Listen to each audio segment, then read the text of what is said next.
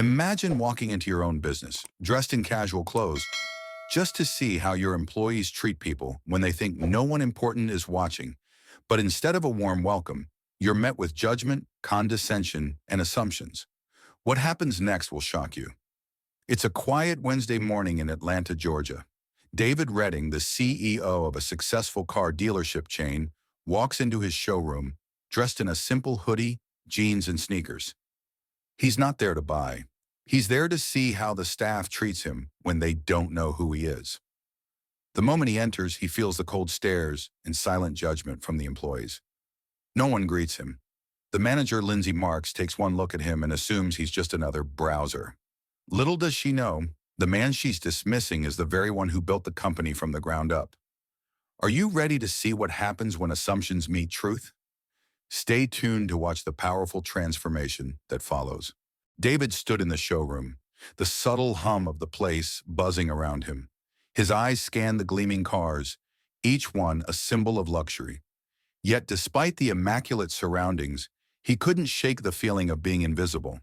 He wasn't just another customer in a hoodie. He was the man who had built this empire, but no one knew it yet. Lindsay Marks, the manager, looked at him with a glance that spoke volumes. Her eyes skimmed over his worn sneakers, the faded hoodie, and his overall casual appearance. She assumed he didn't belong, assumed he couldn't afford the cars in front of him.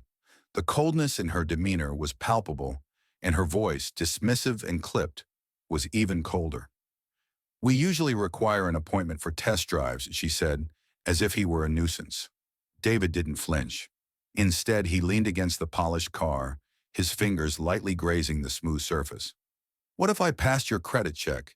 he asked, calm yet probing. Her reaction was immediate. She barely looked at him before brushing off the question with a practiced smile. "It's just company policy. Only serious buyers get help," she replied, barely hiding the assumption in her voice that someone like him was, in her eyes, not worthy of the service. David held her gaze, unshaken by the subtle slights. He wasn't here to buy a car. He was here to test something much deeper. As Lindsay walked away, whispering to a younger salesman, Jake, David noticed the shift in the air. She wasn't just treating him like an ordinary customer. She was dismissing him as if he didn't matter. He felt it. The sting of judgment based on appearance, not capability. It was something he had known his whole life. The feeling of being underestimated, the assumption that because of how you look, you can't possibly belong. But David wasn't angry. He wasn't offended. He simply understood. This was a test, and Lindsay had just failed. But how would the rest of the showroom react when they realized who he was? Would they continue the same pattern of assumptions, or would they rise to the occasion? This moment was about to change everything, not just for David, but for them as well. The minutes ticked by slowly, like the soft ticking of a clock in a room too quiet for comfort. David Redding, still dressed in his faded hoodie and sneakers, had settled into a chair, crossing his legs with the calm demeanor of a man who had seen it all. He wasn't in a rush. He wasn't impatient. He was waiting for something more than a simple test drive. He was waiting to see how people would behave when they thought no one important was watching. And there, in the silence of the showroom, he realized something unsettling. No one was stepping forward. Lindsay had already dismissed him, and now the showroom seemed to ignore him as well. Salespeople passed him by without a word. It wasn't just indifference. It was the kind of indifference that only comes when someone has already decided your worth before even speaking to you. They had sized him up based on nothing more than the clothes he wore. In their eyes, he was just another browser, a lowly visitor in their world of high-end cars and tailored suits. But David wasn't bothered by their neglect. Instead, he observed, silently taking note of the subtle glances exchanged between the employees. Lindsay had whispered something to Jake, the young salesman in the red polo shirt, and from the way he awkwardly avoided eye contact, David knew that he had been marked as not worthy. More salespeople walked by, their shoes clicking on the sleek floor, their eyes trained on their phones or focused on their tasks, carefully avoiding acknowledging the man in the hoodie sitting quietly by himself. But David saw it all, the way they all danced around him, pretending not to notice the awkward tension in the air. A quiet, almost eerie silence had settled over the showroom. The staff moved as if they were pretending to work. But David could feel the shift, the growing discomfort. They knew deep down that something wasn't right. They weren't treating him like a customer. They weren't treating him like a human being. They were treating him as an outsider, someone who didn't belong simply because of the way he looked. Still, he remained silent. His stillness was like a mirror, reflecting the true colors of the people around him. He didn't need to say a word. His patience was the kind that comes from knowing that the long game is always worth it. He wasn't going to let the judgments of the staff rattle him. He wasn't going to be pushed into a corner. And so, he waited. Minutes dragged on. Then finally Lindsay returned. Her steps were sharper this time, her heels clicking more decisively as she approached him. Her body language had shifted from indifference to something else, something colder, more defensive. She looked at him, her face tight with frustration, and without a trace of warmth in her voice, she spoke. "Sir, it's not our policy to have people loitering in the showroom. You said you weren't ready to buy, so unless you have a specific reason for being here, I'm going to have to ask you to leave." David didn't flinch. He met her eyes and spoke slowly, his voice low but clear. "I told you, I'm waiting." His words were simple, but there was a weight to them that seemed to linger in the air. Lindsay's face faltered for a brief second. It was almost as if the force of his stillness had cracked through the layers of assumptions she had built up around him. But she quickly masked it, trying to regain control of the situation. "You've been here for 20 minutes, she pressed, her tone sharpening. "You haven't even asked to look inside a vehicle? That's usually a sign." She let her words hang in the air, but David wasn't about to let her finish. He interrupted, his voice calm but unwavering. "A sign of what?" She hesitated for a moment. Her hands were fidgeting with the clipboard, her mind racing to find an excuse that would maintain her hold on the situation, but she didn't have one. "I'm trying to keep things professional," Lindsay said, trying to mask her discomfort. "But we've had incidents before. People hanging around wasting time, causing distractions." David stood up slowly, the motion graceful yet deliberate. The showroom seemed to hold its breath as he adjusted his hoodie, his presence now commanding attention in a way that unsettled everyone around him. He didn't shout, he didn't raise his voice, but his stature was undeniable. "I'm not causing a distraction," he said, his voice measured, steady. "I'm testing the temperature of the room, and so far it's cold." His words landed like a stone in a still pond, sending ripples through the atmosphere. Lindsay faltered, her eyes darting nervously around the room. The tension was now palpable, thick enough to cut through with a knife. The showroom had grown quiet, the buzz of activity dying down, replaced by an uncomfortable stillness. No one else was being asked to leave. No one else was being questioned about their intentions. David looked around the room, his gaze sweeping over the employees who had pretended not to notice him earlier. They were now looking at him, not with judgment, but with curiosity. Some of them were avoiding eye contact, others stood straighter, their posture reflecting the weight of the moment. Lindsay, now realizing the situation was slipping out of her control, tried to regain authority. "You need to leave," she said, her voice tight with authority. David didn't move. He didn't need to. The silence in the showroom spoke louder than any confrontation could. He was waiting for something much more important than a simple car sale. He was waiting for them to realize the truth about him and about themselves. And in that moment, everything was about to change. David could feel the weight of the moment settle around him like a thick fog, and he was keenly aware of the shifting atmosphere in the showroom. Every person in that space, from the young salespeople to the seasoned veterans, was watching, waiting. They knew something had changed, but they didn't understand yet what it was. David wasn't just a man standing in the showroom anymore. He had become a symbol, a mirror to their actions, their assumptions, and their prejudices. But they had no idea who he really was. As Lindsay followed him into the back hallway, the sound of her heels clacking on the floor echoed down the narrow corridor, but David remained silent. He moved with the calm assurance of a man who knew the truth, and in that truth, there was no need for further words. His actions would speak louder than anything he could say. The door to the executive suite stood at the end of the hall, just a few steps away. It was an innocuous door, simple and plain, nothing like the glossy showrooms out front. But inside that room was where the real power lay. David reached into his pocket, pulled out his key card, and scanned it against the door's security system. The light flashed green, the door clicked open, and without hesitation, he stepped inside. Lindsay, now visibly shaken, hesitated in the doorway, unwilling to follow him into the unknown. She didn't know what she was about to witness, but David did. He moved to his desk, placed his phone down, and opened the laptop, the very one that held the keys to everything she had dismissed moments ago. The screen flickered to life, revealing the internal dashboard for Redding Automotive Group. His name, David Redding, stood in bold letters across the top of the screen, with his official title listed underneath, Chief Executive Officer. The title was simple, but the impact of seeing it displayed in front of Lindsay hit her harder than anything she had felt in her career. The truth crashed over her like a tidal wave. She stood frozen in the doorway, unable to comprehend what she was seeing. The man she had judged so quickly, so easily, was the very person who had built the company she worked for. David didn't need to say a word.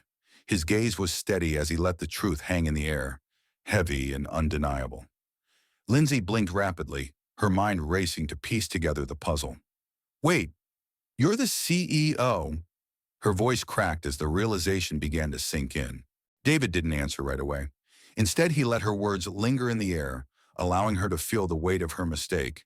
Then slowly he turned his chair towards her, the calmness in his demeanor contrasting sharply with the panic now visible on her face. "Yes, I am. And this is my office. This is my company, the company you've been dismissing people from. People like me." His words were simple, but they were sharp, piercing the walls Lindsay had carefully built around her judgments. In that moment, she wasn't just facing a mistake. She was facing her own unconscious bias. The assumptions she had made about David, based on how he looked, based on the clothes he wore, and the way he carried himself. It was a brutal awakening, one that could never be undone. David rose from his chair slowly, every movement deliberate and full of authority. He was calm, but there was an undeniable power in his stillness. He walked past Lindsay and toward the door, his every step echoing in the now deadly silent hallway. "Let's go back out there," he said, his voice steady and calm, yet carrying the weight of 1,000 unspoken truths. "I want you to explain to everyone who you just asked to leave." The words hit her like a punch in the gut, and she could feel her face flush with a combination of embarrassment and guilt. She had made her judgment too quickly, too recklessly, and now she had to face the consequences of her actions. Lindsay wasn't prepared for this. She had assumed that because of David's appearance, he didn't belong in this space. But now she was realizing how wrong she had been, how deeply wrong. As they stepped back into the showroom, David's eyes scanned the room. The staff, once busy with their duties, had now fallen into a hushed silence. They were watching, waiting for something to happen, but they didn't know what. No one was pretending anymore.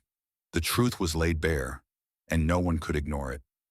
David stopped in the center of the showroom, his gaze sweeping over the employees. There was no anger in his eyes, no judgment. There was only a quiet strength, the kind that comes from knowing that the truth can never be hidden forever.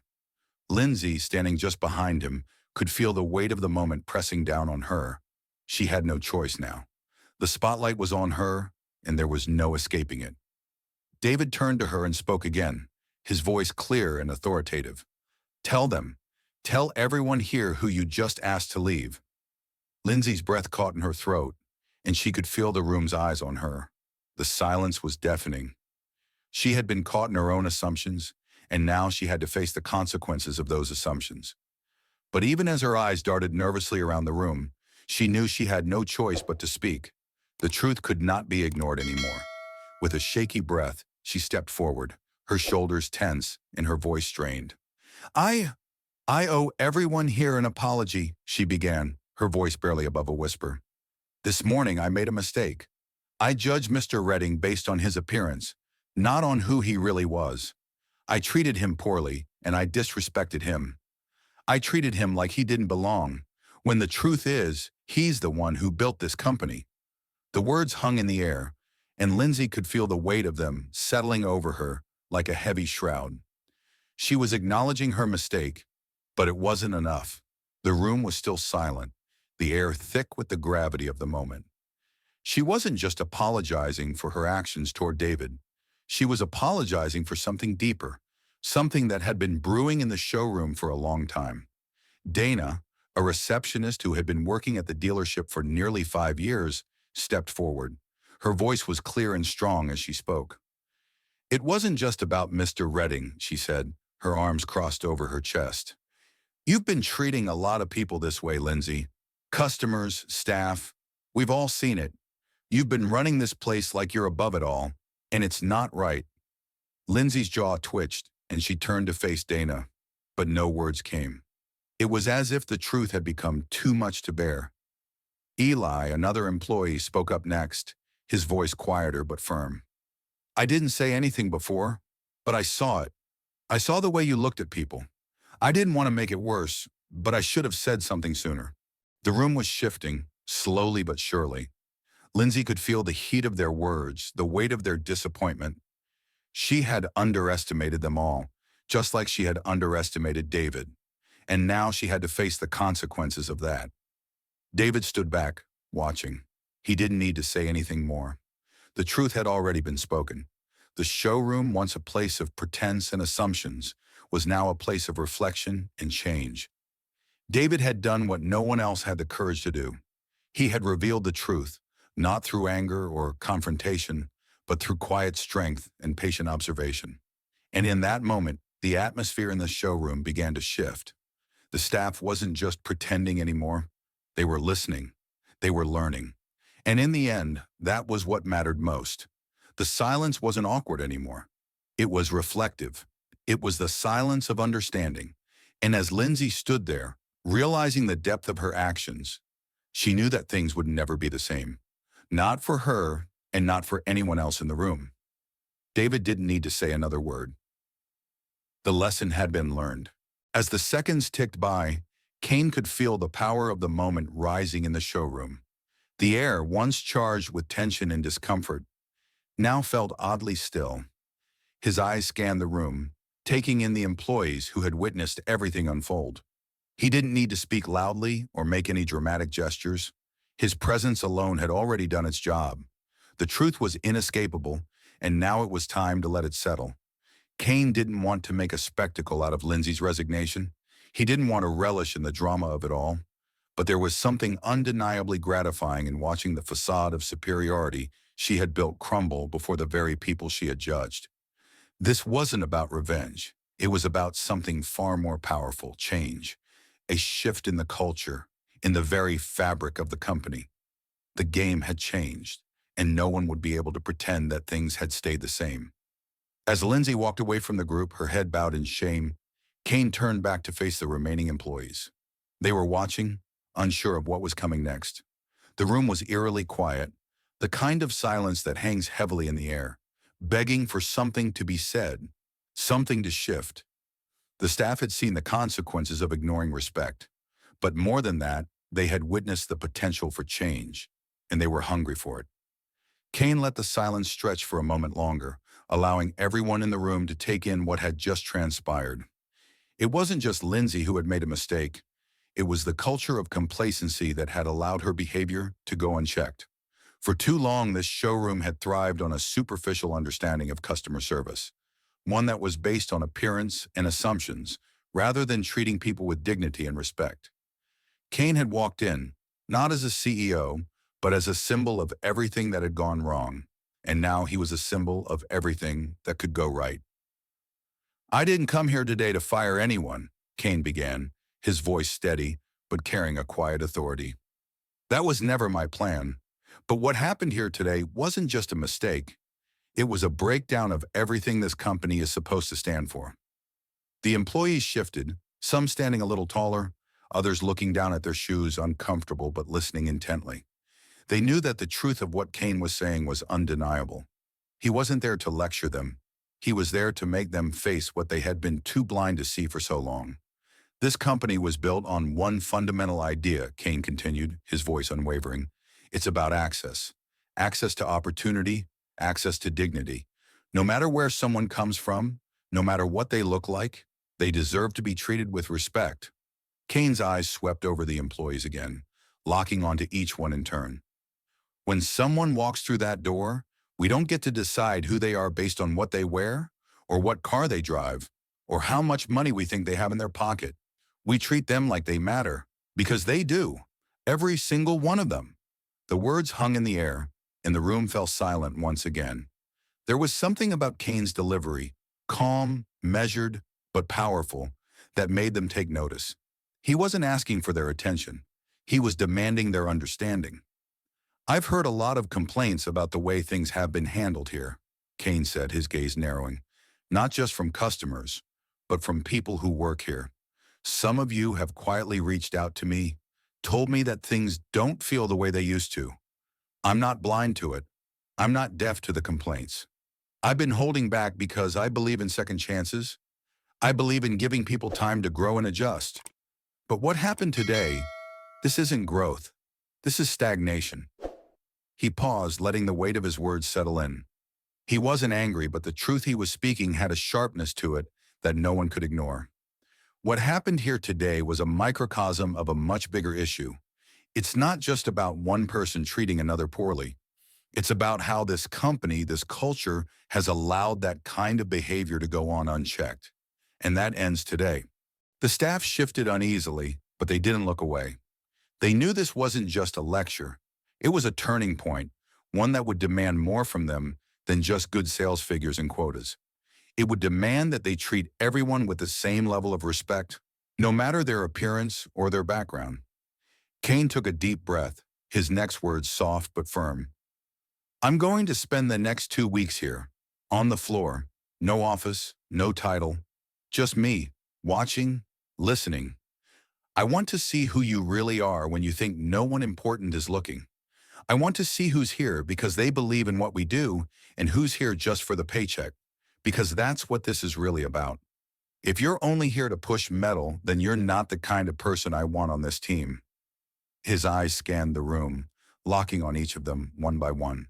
But if you're here because you believe in giving people a fair shot, if you're here because you care about people, about stories, about what this company can do for the community, then you're exactly who I want beside me.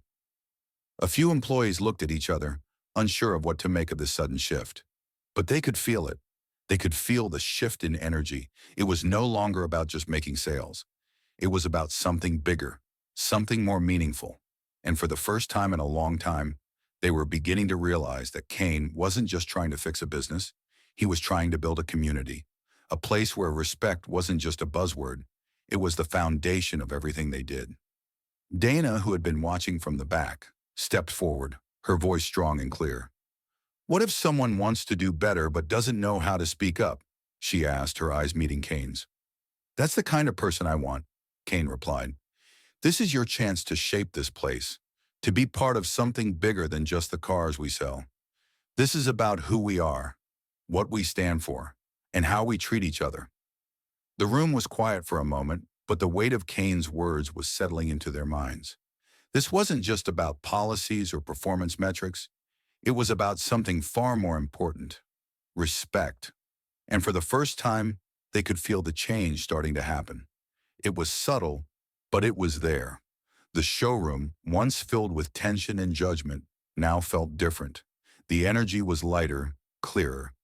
People moved with more intention. Conversations were softer. People were starting to listen. And as Kane looked around, he knew that the real work was just beginning. But for the first time in a long time, it felt like they were on the right path. He didn't need to say anything more. The message had been delivered. It was now up to them to make it real.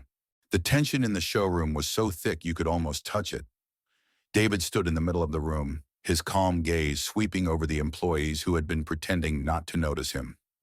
Every subtle shift in their posture, every glance exchanged between them, spoke volumes.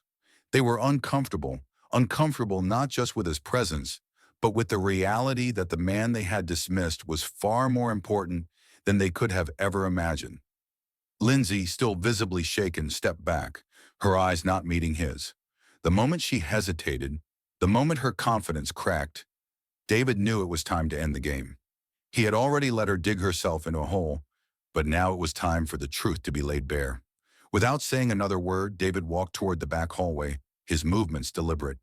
He didn't glance at the other staff, who were now watching him with a mix of curiosity and fear. The showroom had fallen silent, the kind of silence that happens when you realize the mistake you've made is too big to ignore. Lindsay hesitated for just a moment, then followed him. Her heels clicked loudly on the floor as she moved quickly, trying to close the gap between them. But there was no turning back now. David was already walking with purpose, his presence commanding every space he entered. "Excuse me, sir," Lindsay called after him, her voice now sharp, demanding. "You can't go back there." David didn't even look back. "You sure about that?" he asked, his voice steady, calm, almost too calm. His body language exuded confidence, as if he had already won the battle without raising his voice. Lindsay's eyes narrowed, her pulse quickening. "That's private, employees only," she said, stepping closer, trying to assert some kind of control. But she had underestimated David, and that was where everything started to unravel. Without skipping a beat, David reached into his pocket, pulled out a key card, and scanned the security lock on the door to the executive suite. The light turned green, and the door clicked open. Inside that office, something was about to shatter the illusion that Lindsay had created. David didn't glance back to see if Lindsay was still following him. He knew she would be. She had no choice but to follow now, as the consequences of her actions were about to unfold right before her eyes. The door opened, and David stepped into his office. It was sleek, modern, and meticulously arranged, everything a CEO's office should be. But what he did next sent a shockwave through Lindsay. He placed his phone on the desk, his fingers tapping in a few commands on the laptop.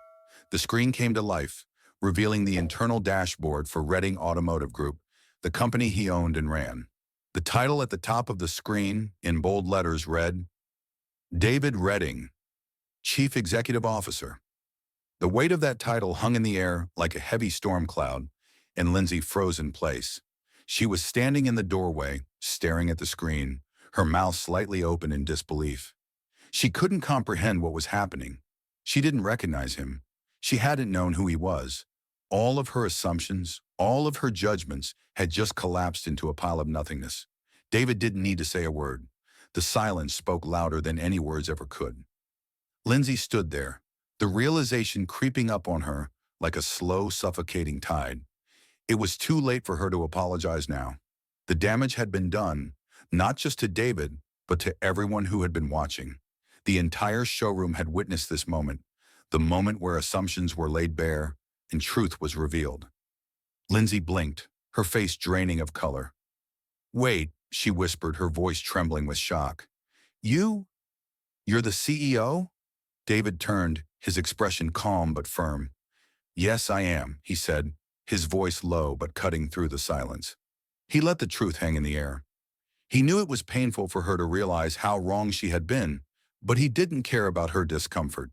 What mattered was the lesson she was about to learn. He gestured toward the screen, where his name was still visible in bold. "This is my office, and this is my company. The company you've been dismissing people from. People like me." The words hit Lindsay harder than anything she had expected. She had thought she was in control, that she was the one with the power, but the tables had turned. She had made judgments based on appearances and assumptions that had cost her everything. David wasn't just a customer in a hoodie. He was the one who built this place, the one who had invested time, energy, and millions of dollars to make this company what it was. David stepped forward, his voice unwavering. "You didn't just disrespect me. You disrespected everyone who walks through that door. Every customer, every employee, every person who deserves to be treated with dignity." Lindsay tried to speak, but her words caught in her throat. She knew what she had done was wrong, but in that moment, she couldn't find the words to undo it. The weight of her actions was too heavy, too overwhelming to carry in silence. David looked at her, his gaze sharp but not vengeful. He wasn't angry. He was disappointed, and that made the situation even worse. "You're a manager, Lindsay," he said. "You should know better. You should understand what it means to treat people with respect." The room fell into silence once again. Lindsay stood frozen, unable to speak, unable to make sense of the realization that had just hit her. She had thought she could ignore the man in the hoodie, thought she could disregard him because he didn't fit the mold of her ideal customer. But she had forgotten one crucial thing. She didn't know his story, and she certainly didn't know his name. David turned away from her, his focus shifting toward the door. "Let's go back out there," he said, his voice calm but filled with authority. "I want you to explain to everyone who you just asked to leave." Lindsay's heart sank as she realized what was about to happen.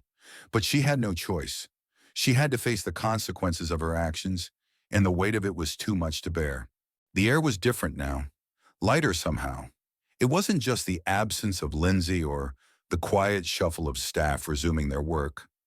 There was something else, something deeper in the atmosphere.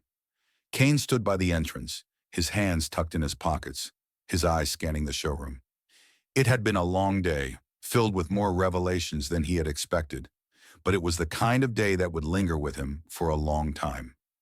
As the staff began to settle back into their routine, Kane took a deep breath, watching the way they moved, the way they interacted with each other. There was a shift, subtle, but undeniable. The tension that had once pervaded every conversation had softened. Employees no longer walked with a sense of superiority, heads held high as if their roles gave them power over others.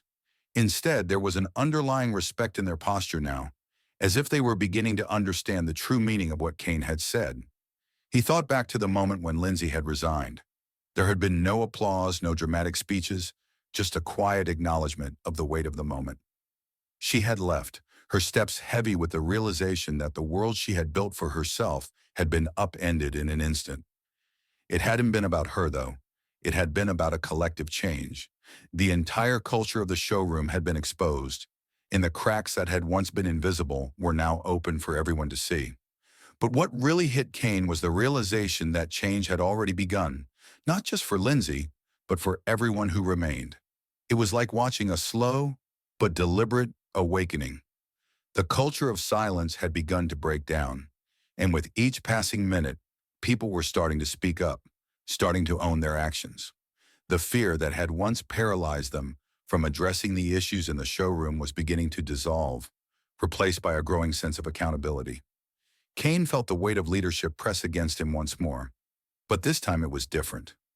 It wasn't the weight of being the CEO or the man in charge. It was the weight of responsibility to create something better. He had seen what happened when the wrong person held the power, and he was determined to make sure it never happened again. But it wasn't just about removing someone from a position. It was about creating a space where people could speak freely, where they didn't have to hide behind titles or facades. A place where respect wasn't just a hollow word. It was the foundation of everything they did. He had walked into the showroom that day as a test, but what he had found was more than he had bargained for. He had expected resistance, maybe even a few arguments, but instead he found something else: complacency. People had accepted the status quo, had settled into a rhythm where they just did enough to get by, all while ignoring the underlying disrespect that festered. And it had been like that for too long.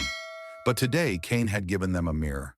He had shown them exactly what they were capable of, what they could become if they chose to treat every person who walked through that door with the dignity they deserved.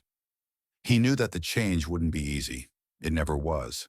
But he also knew that it had already begun. The seed had been planted, and it was up to them to nurture it, to let it grow and blossom into something that wasn't just a showroom, but a community, a place where respect, integrity, and trust were at the heart of every transaction.